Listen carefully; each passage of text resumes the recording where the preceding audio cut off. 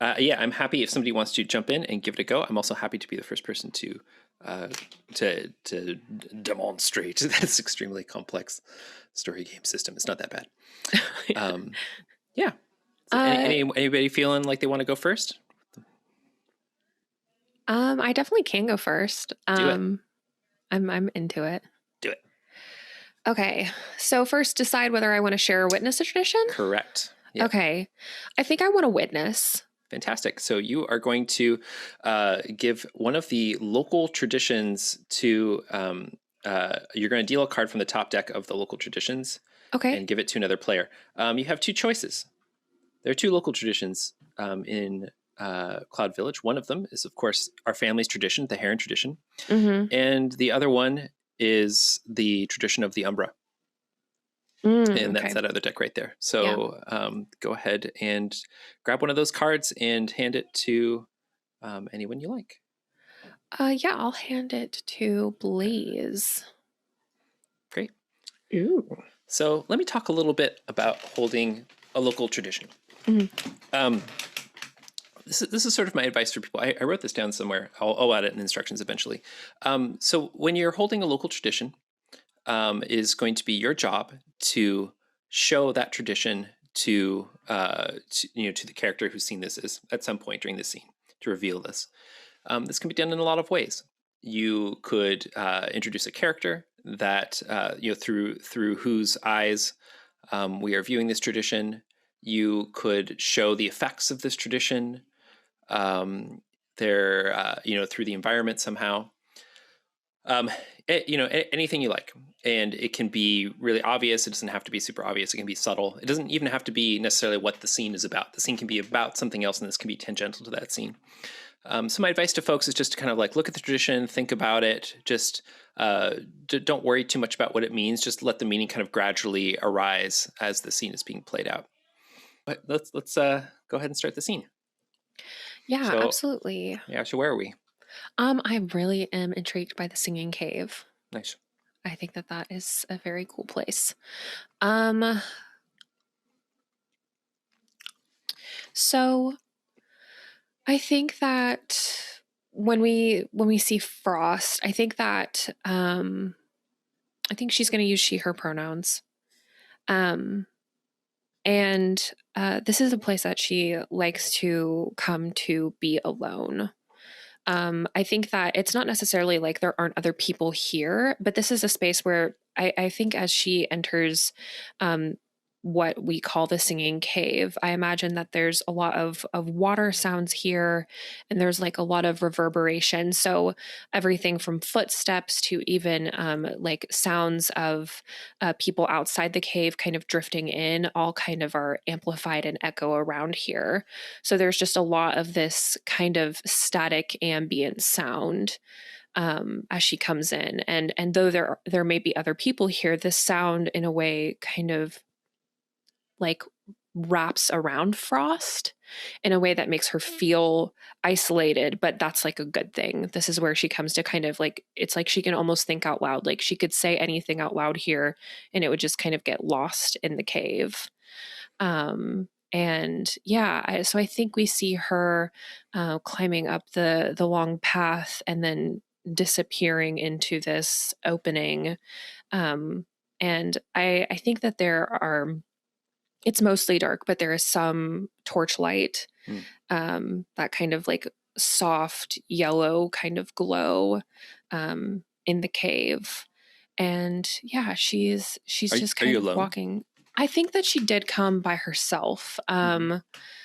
There are probably other people in here. I think it's interesting. I think it's kind of that at her age, she doesn't even really think about why other people come here, right? Like it's like she's kind of self-centered in like, I don't really care what other people are doing here or why others come here, like especially older members of our village. She's kind of like single-minded, like I imagine that the energy that she brought in was really frustrated energy. Mm. And she's coming here to process her thoughts. But I think that that kind of ambient sound is immediately soothing to her. Um, yeah, as she's walking in. Um, I was just thinking that, like, maybe as you're walking in, are you Mhm. okay if I introduce maybe Yeah. somebody else that's in the Yeah. cave?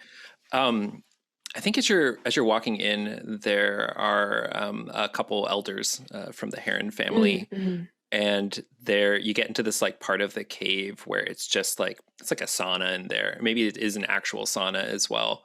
And there's like a big fire. There's a big kind of pool that they've and a big fire pit where they've been heating up rocks and Mm. kind of like using antlers to drop the rocks into the pool, and it's just full of steam. And there's a couple of these like naked old elder ladies, you know them well, Misty and Rainbow, Mm. that are there and just kind of getting a good sweat on and singing while as they sing, and it reverberates in the cave. And they both like notice you as you walk in, and the yeah, what you do? So I think this place kind of has a natural effect of, especially when the elders are here bathing and singing, that you hum. You just can't help Mm. it. You kind of hum along and add to the music of the space. And I think there was all that frustration as she was coming in, but that definitely starts to melt away. And Frost walks towards them. Um, I think. Hmm. I think she's like kind of hesitant to like fully like come all the way up to them, because in that same way that she has come here to be alone, she doesn't really want to intrude on Mm. even though I think she knows she would be welcome to come over. I think she's kind of still childish a bit about it. Mm. Um and is almost just kind of watching. She sits down nearby, I think, on one of the rocks, um, and is just humming along, um, watching Yeah, for a little bit. you're sitting right next to just to the right of Rainbow, Hmm. and you're watching as she sings, and just her skin is just like so like beautiful in that way that old people's skin is just like Hmm. so aged and full of all these lines. Hmm. And you watch just like a drip of sweat kind of beads and like kind of goes down to her eye and then trickles down her cheek and then down her throat, and her throat is kind of vibrating as she's singing this kind of like high pitched note that's harmonizing with whatever Misty's doing next to her. And then like I think maybe it stops, like she's actually stopped singing, but it takes you a minute to realize that because it's so reverberous in these Yeah. caves. And she, she looks at you and says to you in this really kind of raspy old voice that's just like just like smoked so much like over the course of her life. I think Hmm. yeah, maybe I think they're smoking something too as well. Mm. Um, and she looks at you. It's like, you sure walked in with the storm cloud after you, child? Why are you why are you so upset? Uh, she had Frost was smiling and enjoying their song and just kind of being in that space. But the moment she brings up those frustrations that were outside the cave and Mm-hmm. has introduced them back in, I think Frost's expression totally shifts. Mm-hmm. And she almost like curls in on herself, tucking up her knees to her chest and kind of wrapping her arms around them with just almost like a pout. Um, and she says, I don't get why I don't get why sometimes people don't like you for no good reason. Yeah, a lot of people haven't liked me. A lot more people haven't liked Misty, isn't that right? And Misty kind of like chuckles, like, yeah, that's right. But But I you didn't know, do anything wrong to them. well, I guess you have to decide. Do you Care more about how these people feel about you, or do you care more about yourself and how you feel about yourself?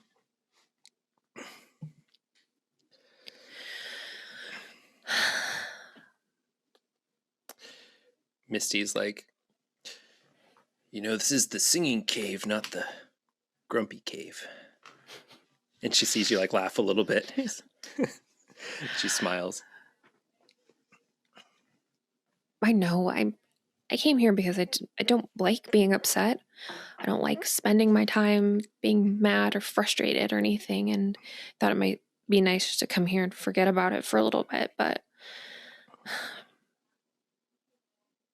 I don't want to care about what other people think about me, but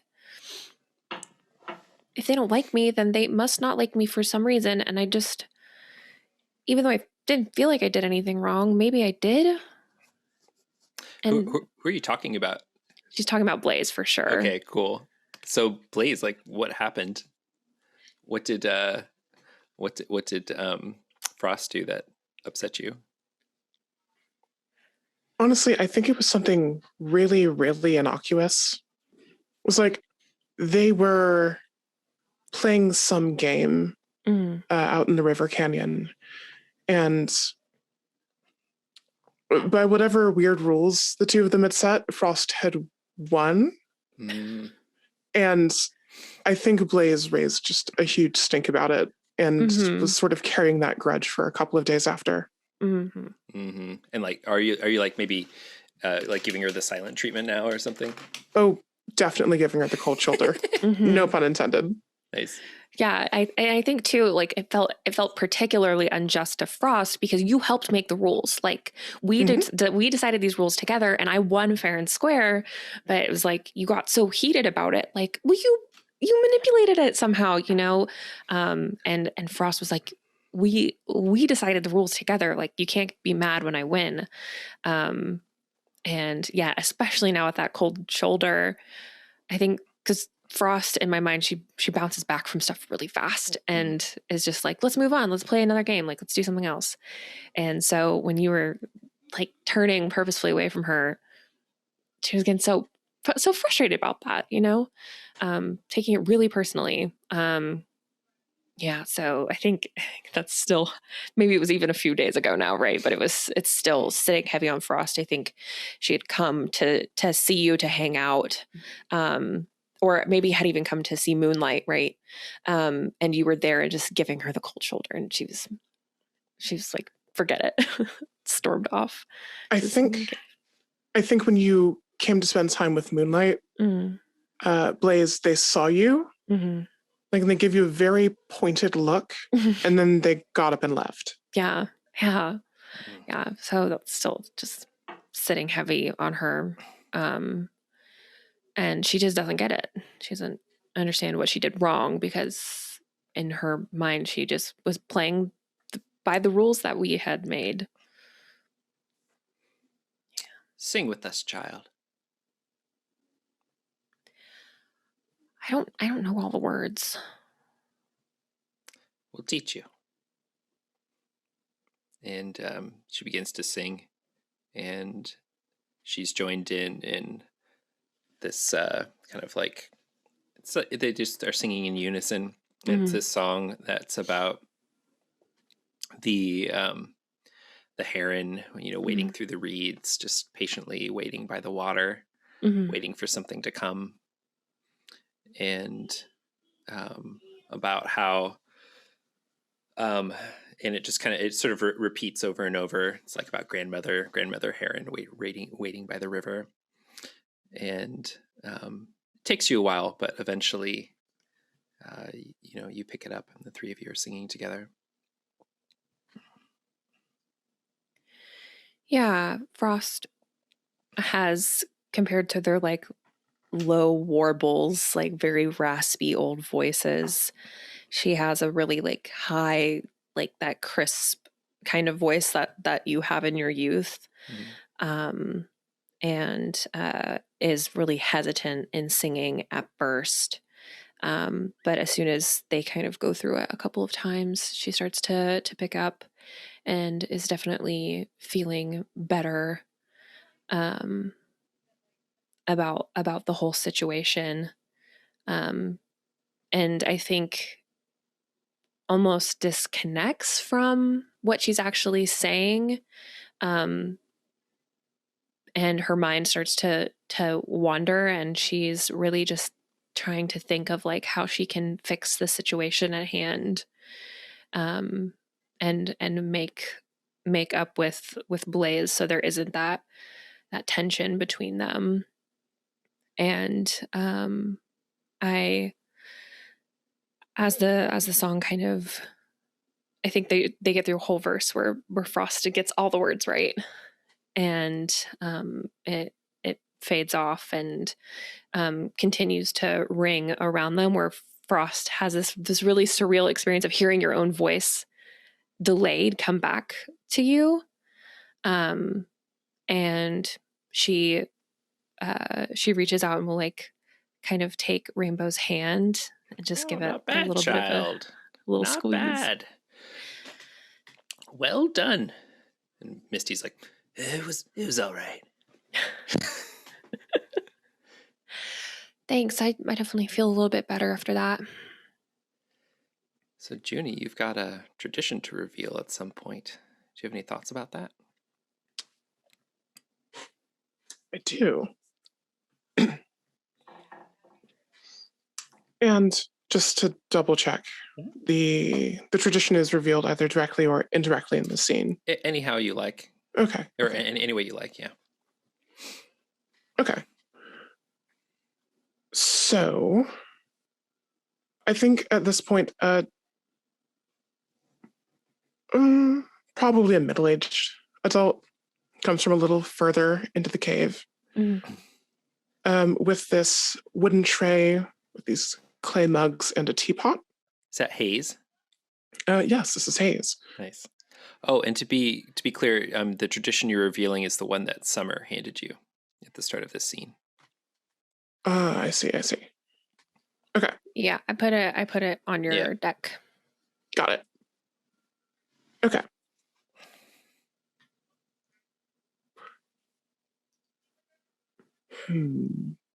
It's kind of nebulous. I'm thinking about how we do this. Especially since if you're just seeing it for the first time right now, as opposed to having had the whole scene to digest. Mm-hmm. I'm also okay if you why don't you go ahead and share the tradition you're planning on sharing, because you didn't see it at the start of the scene. So sorry, I should have told you that I dragged it over. Oh no! I saw it. We're just getting used to the interface, so. But up to you, whatever you're feeling like sharing right now. That'd be great. Okay. Let's nix what I had initially, but I think a middle-aged village member, Hayes, comes from a little further back in the Singing Caves, and there we go. And they approach you, Frost, as well as Misty and Rainbow. And he's holding this, like, this container made of woven reeds. And he's sort of just wandering through not the fog, the steam, just listening to the three of you singing. And once things die down a little bit, he sort of kneels in front of you and says, I think this is meant for you, young one. Rainbow looks a little scared. Frost kind of looks at him questioningly. What is this? And without opening it, just sort of pushes this little package a little closer to her. Sometimes the spirit of the river speaks to us, and when it offers wisdom or words, our elders speak them to us. But when it offers gifts, there's no telling how they will reach our hands. but I get the sensation that this is something you may need. You see Misty's jaw tighten. I think she glances over at Rainbow and Misty, almost like looking for reassurance. But I think her curiosity really gets the better of her, and it's like she almost doesn't even wait to see if they're okay with her taking this, right? Yeah, and they're not. Yeah. They're super not okay with this, any part of this. I pretend I do not see it. Yeah, she reaches out and she takes the package and will quickly open it. Okay. Inside, I'm trying to think of how to describe this. Mm. It's almost like a nest in a box, almost. Mm-hmm. Like it's all of this straw it's gotten a little soggy from all of the steam in this cave. Mm. But in the center of it, nestled very gently, is this little black and blue speckled egg. This is for you, young Frost.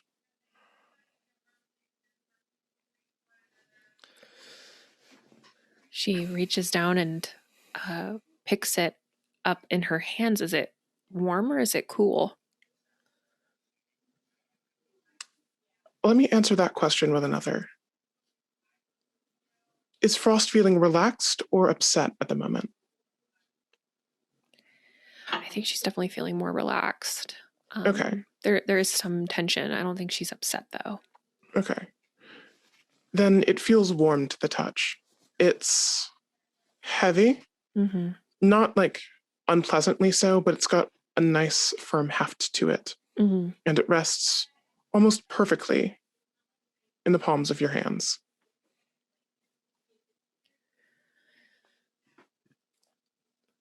What do I do with it? That is not for me to say, child. The answer will come to you, as it always does. But it is between you and the river.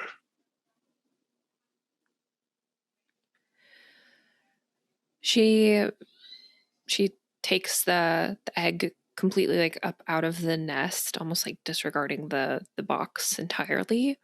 And I think Frost wears this kind of scarf, this loose kind of wavy piece of fabric that she had undone when she came into the cave just because of the humidity. But she quickly like ties it almost into a sling and nestles the egg like right in it, like right over her chest, and just keeps it close to her. I think This isn't I good. feel like Hayes has been trying very hard not to make eye contact with Rainbow or Misty. Yeah. Because he knows, like, The elder I know you Matt. don't want me to do this. Yeah. It's out of my hands, literally, now. Sorry. Yeah. Thank you. I'll take good care of it. I'm certain you will. And I think after that, he just sort of gets up, gives a very, what's the word? Almost apologetic look to Misty. Tries his very hardest not to make eye contact with Rainbow because she has very strong feelings and he does not want to be on the receiving end of them. And he walks back where he came from. I'm so sorry, child. I'm so sorry, Rainbow says. Why are you sorry? It's just an egg. I think it's a fantastic place to end this scene. Yeah. I love it. Yeah. All right, cool. So now you can go ahead and reveal your card. Flip it. I moved it down in the ribbon there.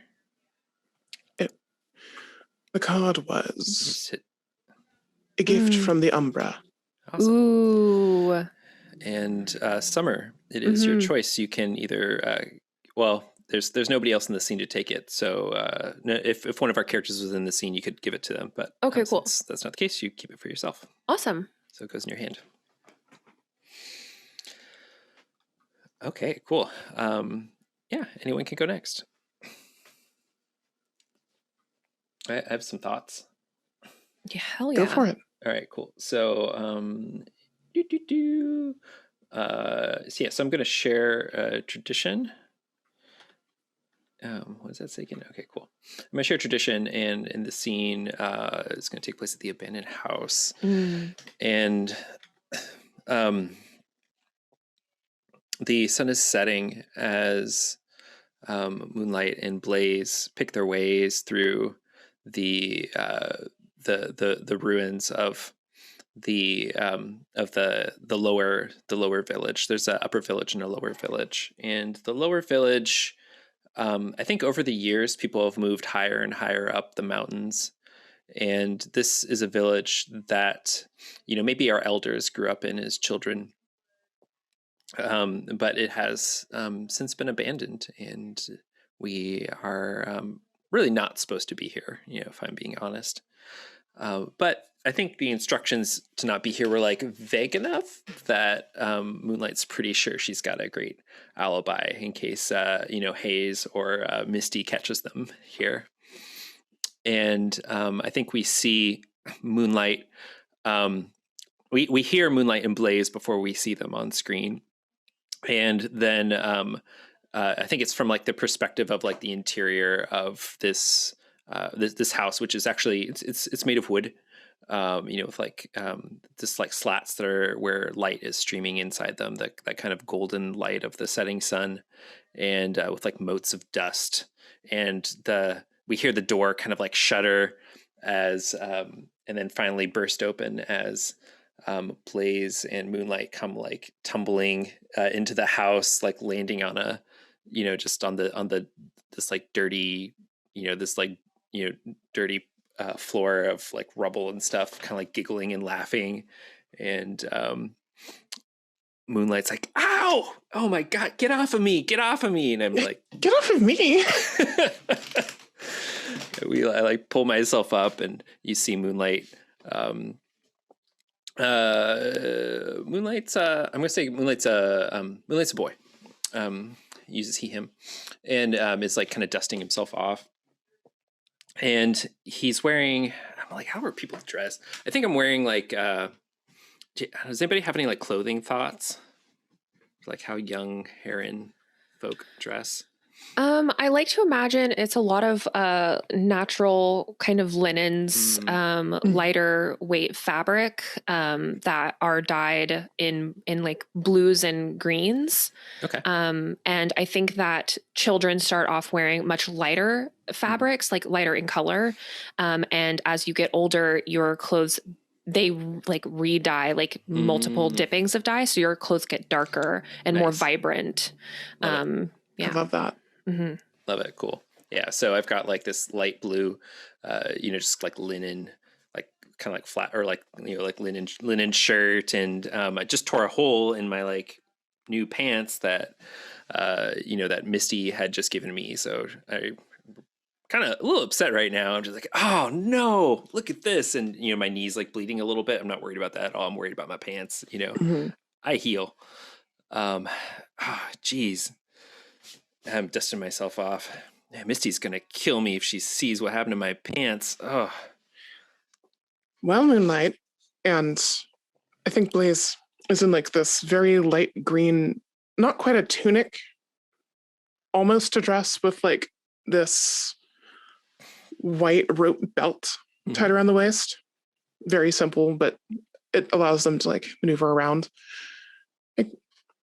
I mean, the trick there is just don't let Misty find out, right? We can get someone else to fix it. Okay. All right. Well, we're here. Huh. I don't see why we weren't supposed to come here. It just kind of seems like a empty old house. Old and very dusty. Really dusty. Whew. And, I think I start pulling it. There's like a rolled up rug over on one side that I kind of start pulling at, like, whoa, look at this thing. Look, check out this. This would be really cool for your room. And I like kind of unroll it, and it just like falls over, and all this like dust and like a small family of mice like come crawling out. Oh, You never sure? mind. That was a bad idea. I'm really sorry about that. It's fine. I think at that moment that the rug kind of falls over and the mice go skittering off, there's a really loud crunch from outside the house. Shh. Oh no. What was that? I get super quiet, and I just fucking Heron step over to the broken window, and I just like really carefully like just stay there and listen for a minute, see if I see anything through the slats. I think you hear it gets really quiet, and then there is another crunch and another getting closer, and you start to hear this loud like mouth breathing. That sounds kind of like panting, heavy breathing right outside the window. I'm like looking, I'm like sorry. I'm just trying to think. So this is like some kind of animal. So this is like a bear or a moose or like a lion. Lion. It's probably a lion, probably a mountain lion. I'll be like, oh crap! It's a mountain lion.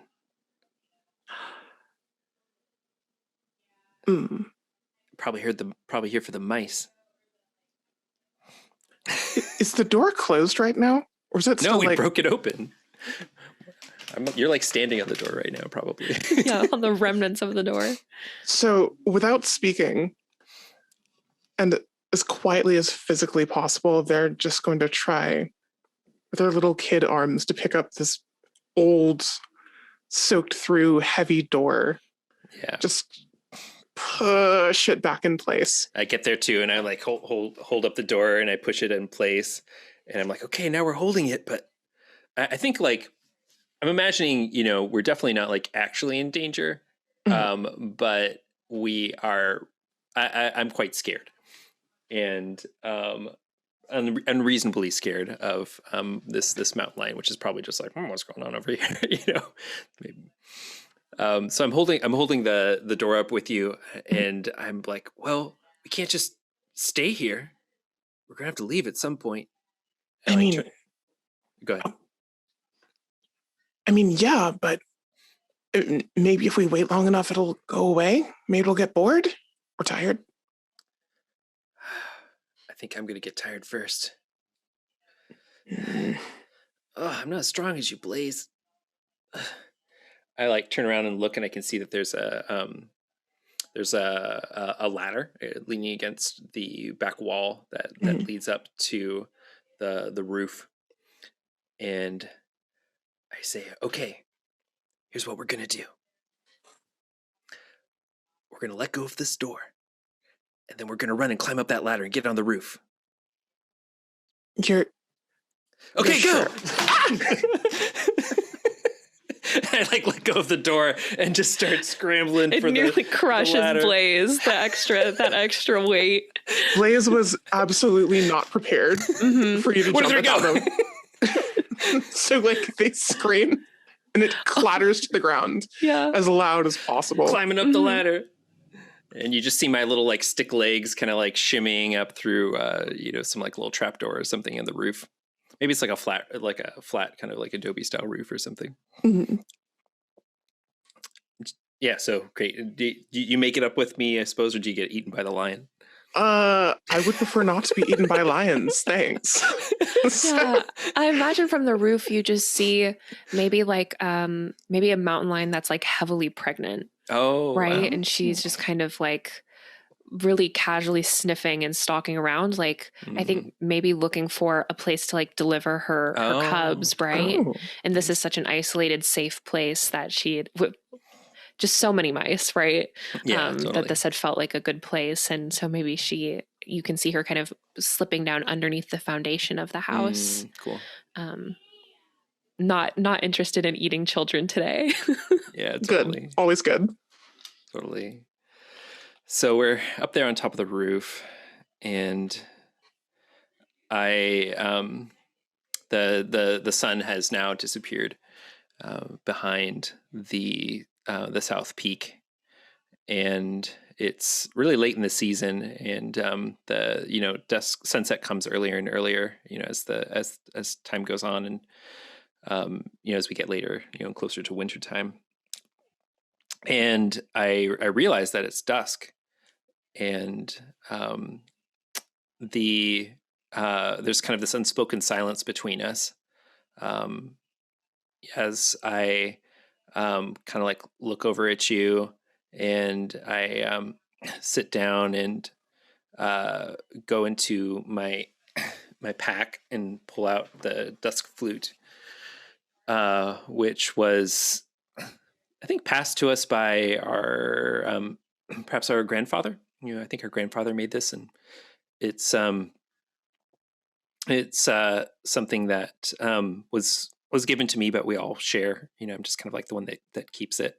Mm. And I start playing the song that my grandfather taught us, that we play at each dusk.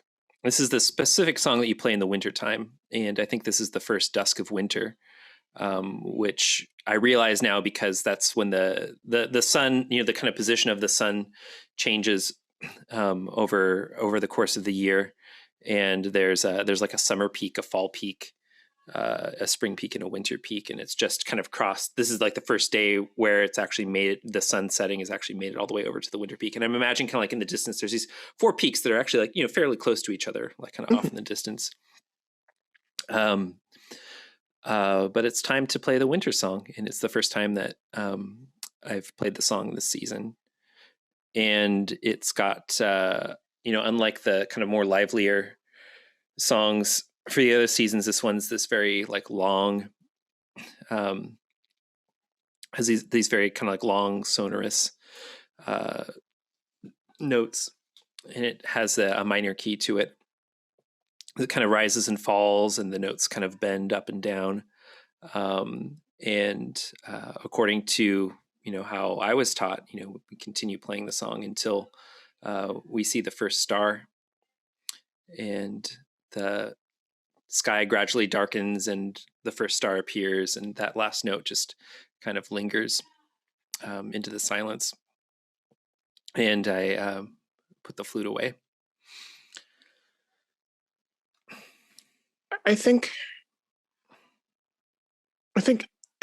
would this be the first time that Moonlight has played this song? Oh, sure. Yeah. Maybe our grandfather died like in the fall or in the summer or something. Okay. Yeah. In that case, I think. But I'm fine either way. Whatever. Oh no, I'm fine. I was just curious. I think in that case, Blaze just kind of sat next to Moonlight while he brought out the flute and started playing. Sort of tucked his knees up, got as comfortable as he could in the brisk, soon-to-be winter wind, and just closed their eyes and listened. Mm-hmm. And when you played that last note, and you could hear it echo off against the peaks, you just hear, I think I get why he gave you that. I don't think I could ever do anything that pretty. Okay, let's go ahead and end the scene there. Okay. Okay. It's kind of interesting. I'll go ahead and keep this in my hand for now. I am interested in passing that on at some point, but I'll go ahead and keep it this time. Great. Anyone can go next. I think I have one. Let's hear it. Okay. So this scene is in the Elder's Garden. Great. And would you like to share or witness?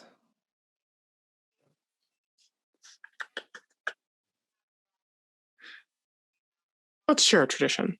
Great. So go ahead and put your tradition card face down in the little sharing spot. Awesome. Okay. So I think the Elder's Garden is a place that Blaze and Frost spend a fair amount of time together. Like when they're not like fighting with each other, they're kind of playing around in this broad, expansive like swath of land that is just covered in vines and little gardens that are built into outcroppings, sort of like alongside the mountain and a little bit into it. It smells strong is really the best way to describe it. It is a combination of so many herbs and vegetables and the way that the wind mixes their scents and carries them over the rest of the village. But being at its heart, it's a little overwhelming, especially for our young noses. But I think we see the two of them like running between like rows of fruits that are being picked before the winter comes and kills off the crop for the year.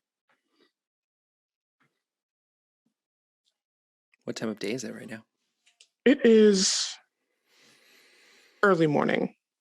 I think the two of them wanted to get up to trouble before they had to do anything else that day. Oh, so we're not supposed to be here either. Oh no.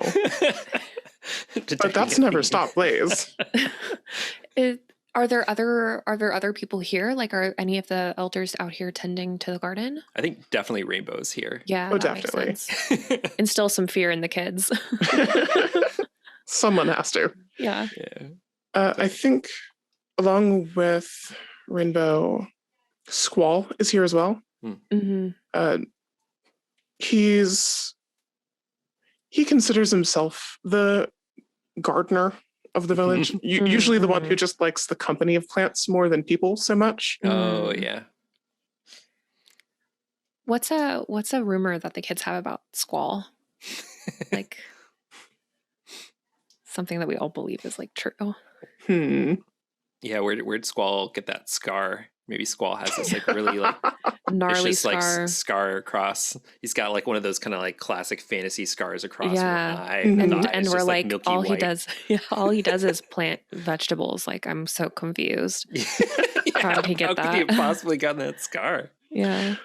I want to say that there are a few major like ideas surrounding that rumor. Yeah. The biggest one being we hear that Squall fought off a mountain lion with his own hands. Oh. Yeah, he's just like, and all that lion gave him was that scar. Yes, like Squalls just has this renowned history of like being this like legendary hunter. Yeah.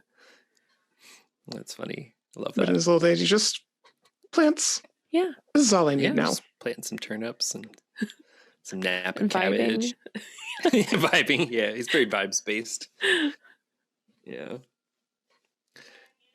Yeah, you hear Squall kind of like grunting as he wrestles with some particularly tough roots. With his, I'll get you, roots.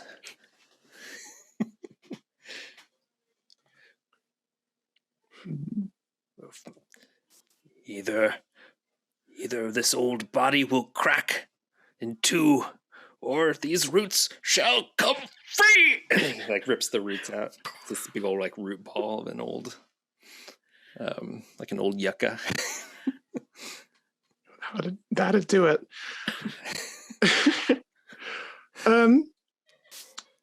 Summer, feel free to help me build this scene if you'd like. Yeah.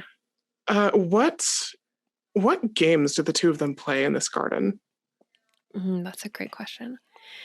I think so. We used to play really intense games of hide and seek here, because there are some smaller kind of like fruit trees, and that I think they have to really tend to up so high, like at such high altitudes.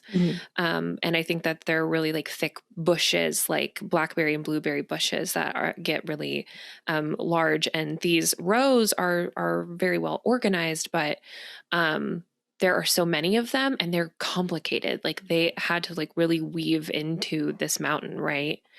And so I think we used to play hide and seek, but I'm pretty sure like the elders, like probably, you know, Misty was just kind of like, if you're going to be here, you have to be helpful.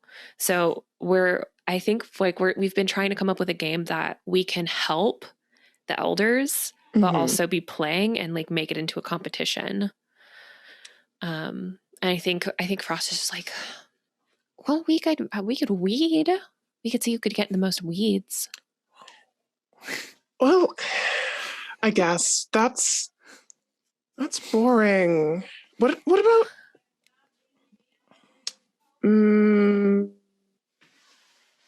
we could look for, I don't know. I mean, we could help gather, weave baskets, pick fruit, or why do gardens have to be so boring? well, it's not normally boring. It's just boring now that we have all these extra rules. Misty. Oh,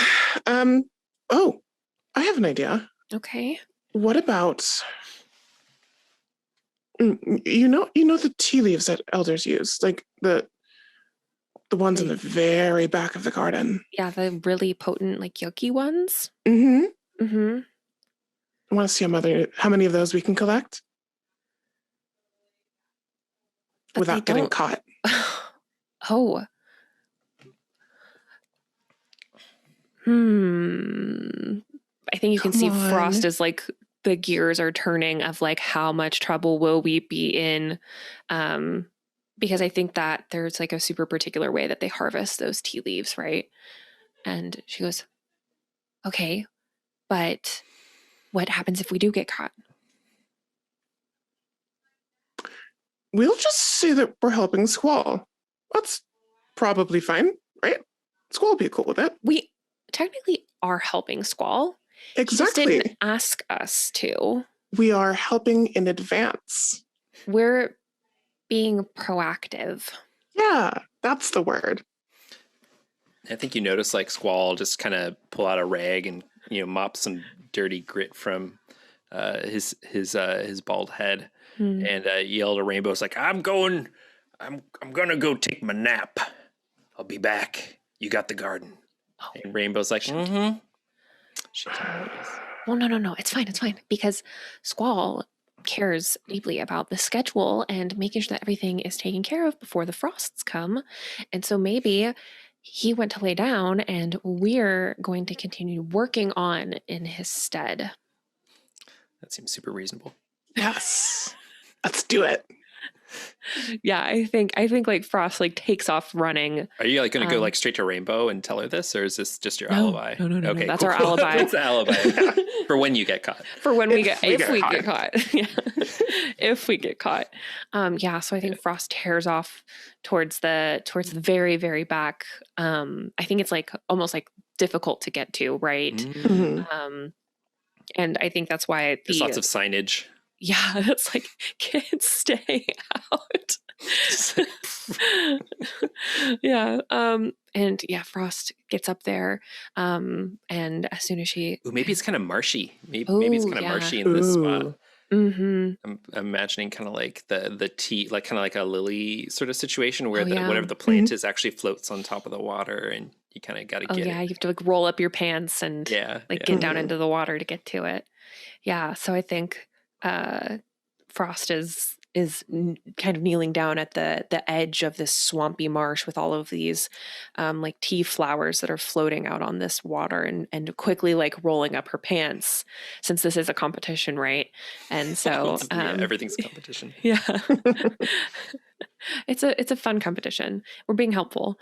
And or is it is because remember the rivalry is kind of like one-sided. Is it I was also maybe it's kind of like one of you is because it was Juni views, or I'm sorry, Frost views Blaze views Frost as their competition, right? Yeah. But like Blaze is like maybe like constantly comparing, like, oh, how many did you get? You know? Or I don't Oh know. yeah, a big time. I think Frost, it's for her, it's very friendly. Like it's not like a rivalry. Like it's like, of course there are points in a game. Like you have to have a winner and a loser. Okay. And Frost just doesn't like losing to anyone. Like obviously no one does.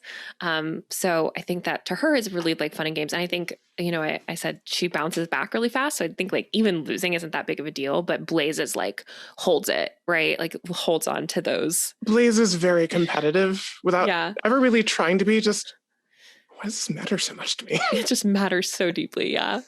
Yeah. So she's like getting in the water and immediately starts like delicately picking up these little leaves.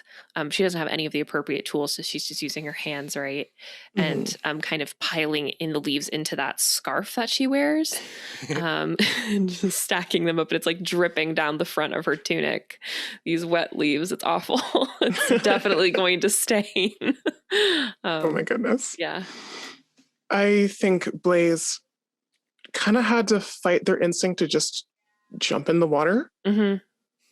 So they stepped down very gingerly and just started plucking them like 2 or 3 at a time and sticking them in the hood in the back of their tunic. And I think, because I don't feel like this is an area in the garden the two of them have been in before. They've talked about it, but this is the first time they've really like bitten the bullet and gone past all the signs. Yeah. So I think, okay. I think something Blaze doesn't really notice, but Frost might, is that the more of these leaves they pick with their bare hands, the more that they stain those hands. All sorts of weird splotches of blue and purple and like this weird reddish orange. So who wins this competition at the end?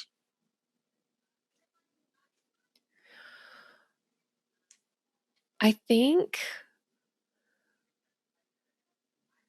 yeah, that's a great question. I'm almost inclined to say like I don't know that either of them can find out if they win. I think they get caught. Before they have a time, like maybe even as they're counting their tea leaves. Yeah, you're counting and just like you see that the shadow falls over you of like Rainbow with her like super huge broad brimmed gardening hat. Just like casts this enormous, you're just like in inky blackness. We see that slow look up. Well, we were just helping. Squall said we could help. We were helping Squall because Squall needed to lay down. His scar was hurting him. You know that tea's that's for adults. That's adult tea. Well, we didn't drink any. No, we were just collecting it. Yeah, well, normally we only collect that. I'm trying to get what's her voice. I'm not quite sure, but normally that tea is you know, it's a very special tea. The bog tea is you know what makes it so special is that it actually has to be used right after it's harvested. Oh. Okay. Can we? Sure. I'm imagining like in her mind this is like the equivalent punishment of like making your kid smoke the entire pack of cigarettes. And so like cut to y'all are sitting in the gardening shed and she's just boiling this pot of all the tea that she harvested and she's just letting it yeah, we're sitting there with our stained clothes and like stained hands. They're stirring, shredding. Like, I know Blaze's nose is all scrunched up from how potent it smells. Like, are we going to regret this? Yes, you will. Maybe it's going to be really good, and we won't be able to get enough. The adults like it for some reason. Yeah, I guess we'll find out. So, cut to her like cup, big old pot of tea. Yeah. And she'll be like, all right, well, finish it. I'll be back. I'll be back when you're done. Oh God. That's the rest of the day too. Like that's the rest of the day, just drinking this awful tea. Well, your tongue goes numb. Oh yeah, absolutely. Like it's like your mouth, like your cheeks are numb, like their bellies are so full of just all of this really strong, potent tea. I imagine since it's like those bright colors, like it stains your teeth and your tongue. Oh yeah. It's just everyone in the village knows what we did. Yeah. As we're doing the walk of shame away from the garden back. Like blue mouth or something. Yeah. Mm-hmm. Yeah. Yeah, I love it. Absolutely miserable. And I think we're good to end the scene there if y'all are. Awesome. So it sounds like we revealed while the tea steeps. Mm-hmm. Do you want to keep that, or would you like to give it to Frost? I want to give it to Frost. Okay. Well, you go ahead and take that in your hand, Frost. Absolutely. Okay. And I think we maybe have time for a short scene, and then we'll mark age and end the session. Does that sound good? Awesome. Yeah, that sounds great. Does somebody have a good follow-up idea for that? I would like to see us all together. Sounds great. I love that. I think I have two ideas. Either we all go up or we go down. So do we want to do waterfall or do we want to do above clouds? Oh. Ooh. That sounds cool. I kind of want to do above clouds. Yeah, Let's do it. That's kind of what I was thinking too. Cool. So you're going to share or witness? I think I'm going to... Oh my goodness, oh my goodness. I think I'm going to share. Okay. So go ahead and deal one of the local traditions to one of your fellow players. Yes, I don't know which one I want though. Do you prefer the deck of sadness or the... I'll take sads, thank you. All right. Who are you giving that to? I'm sharing it, so... Yeah, you're giving it to one of the other players, and then it's their responsibility to... Oh, I'm sorry. That's witness. I'm sharing. I'm sorry. That's from your hand. You're sharing this card from your hand. Thank you. Oh, from your... Sorry. So if you're sharing... The options are to... Yeah, if you're sharing a card, it's from your hand. If you're witnessing, you give a card from the top of a deck to another player. Okay. I'm gonna give it then because I want to use this card. Okay. I will give it to Moonlight to share. Okay, thank you. Yes. So I think like as you come up above clouds, I imagine that when we decide to come up here, it's like a big planning event. Like the whole day before we're planning, we're like packing our lunch. We're making sure that we have the right, that we have like our sturdy, good shoes. I like to think that most of the time we're running around barefoot, even in the rocky terrain. But when we're going to hike up above clouds, we're putting on these sturdy, like leather soled shoes.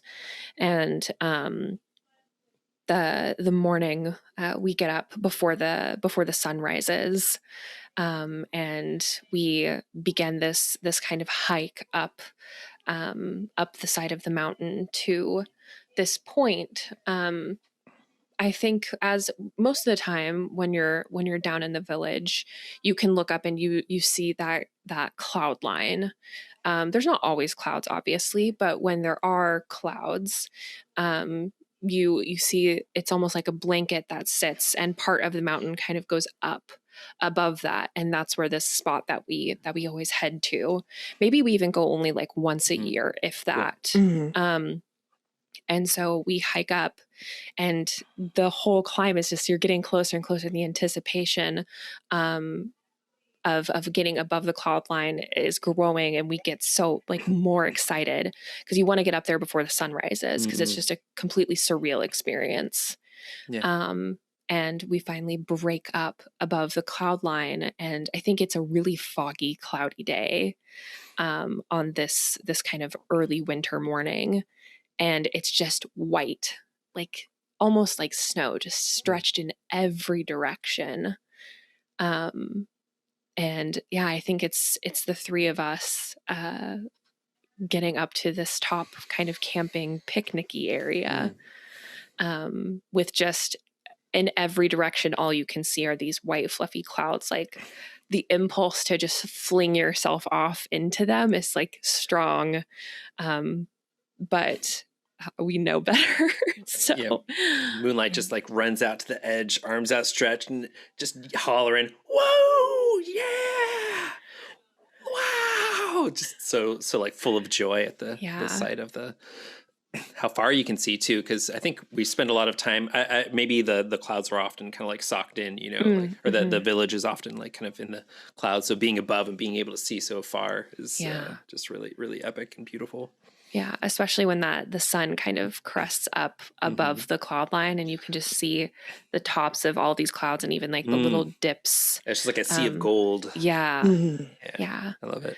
And it's just a super exciting. Like we've got our little breakfast and everything that we're having. Nice. Yeah, I've got boiled heron eggs. Maybe not heron eggs. Maybe some other kind of eggs. Oh, whatever eggs, whatever eggs we can get up here. I think Frost is like really quiet, looking out over the clouds, and she says, "I never get used to it, no matter how many times we come up here."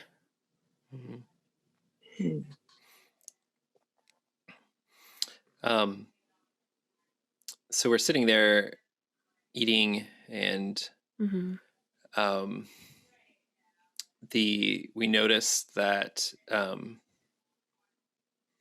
in the distance, above the clouds, suddenly crests a from down. I think like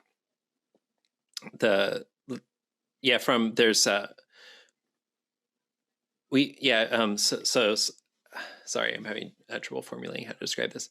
A flying ship suddenly kind of like parts and comes rising above the clouds, and we can see that it's ablaze, and that this kind of trail of smoke is coming from behind it. Except the fire that's burning isn't like it isn't like a red and orange fire. It's like this. It's like deep blues and purples, and the smoke is kind of this coiling, like kind of green purple smoke. And we can kind of hear. It's so far off that we can't really even hear it. We can just sort of see this sort of like trail as it comes up, and as it's in the light, as it's bathed in the light, we can of the sun, the fire begins to go out, and we can see it kind of becoming extinguished. But the strength of the blaze, having been like too powerful to be overcome, eventually the ship starts to like lose altitude and sinks back below the clouds again. What was that? I don't know. It looked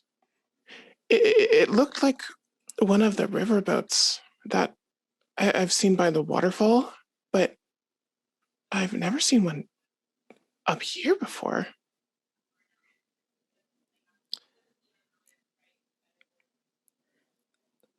Maybe we should tell somebody. Maybe. Rainbow would know what to do, or Hayes maybe. Are there any adults with us? Is it just the three of us up here? I think it is just the three of us. Cool. And perhaps we resolve. Do we just like leave our meal in place? Are we like that frightened that we just? I think that Frost definitely is. I mean, it's like it's one of those things that it felt like something out of a dream, right? It was like this really surreal, the ship kind of coming up out of those clouds, and just I think we can still, even as it sinks back down, we can still see that disturbance where the clouds are kind of like jettisoned off, like up into the sky. Yeah, maybe even like kind of left this like hole in the cloud a bit. Yeah, and it's like even if we could convince ourselves that this had been like a weird group delusion or something, we can still see that the remnants of where it was. I think we just leave our things. We just leave our things and run back down to go looking for reassurance or to tell someone what we saw. Cool. That's good. Okay. Yeah. Cool. See? Yeah. Okay. Great. So that is your card to decide what you want to do with. Oh, goodness. So you can keep it, or you could give it to another character in the scene.